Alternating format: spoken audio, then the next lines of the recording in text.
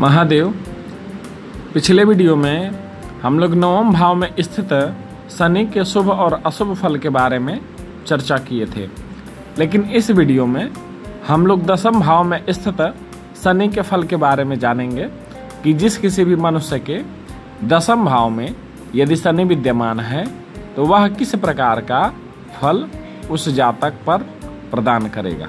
तो चलिए प्रारंभ करते हैं। कहते कि अजातस्य माता पिता बाहुरेव वृथा सर्वतो दुष्टकर्माधिपत्यात् शनैरेधते कर्मगः शर्म मंदो जयो विग्रहे जीविकानाम तुतस्य।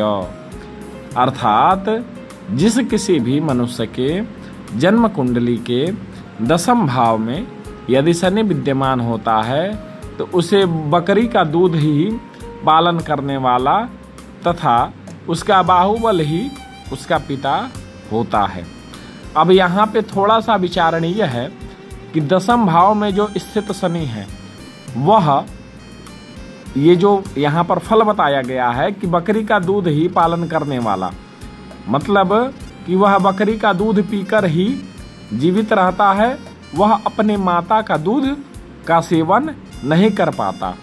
अर्थात दसम भाव में स्थित शनि अपनी पूर्ण दृष्टि, सातवीं दृष्टि माता स्थान पर डालकर उस व्यक्ति को मातृ सुख से वंचित कर देता है।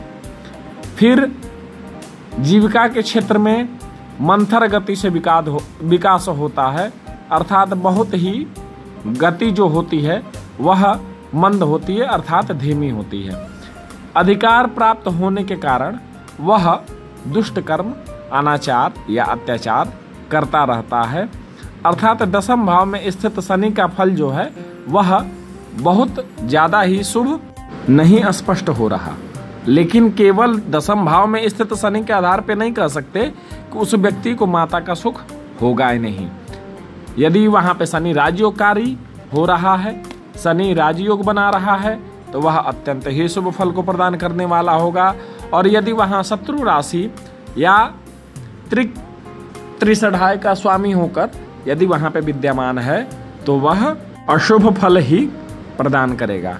तो इस प्रकार से हम लोग जब जन्मांग देखते हैं तो उस समय ग्रह के बलाबल का तारतम्य बनाकर फिर हम फल कह सकते हैं, और इस प्रकार की स्थिति में यदि फल कहेंगे तभी फल में सटीकता आएगी। धन्यवाद।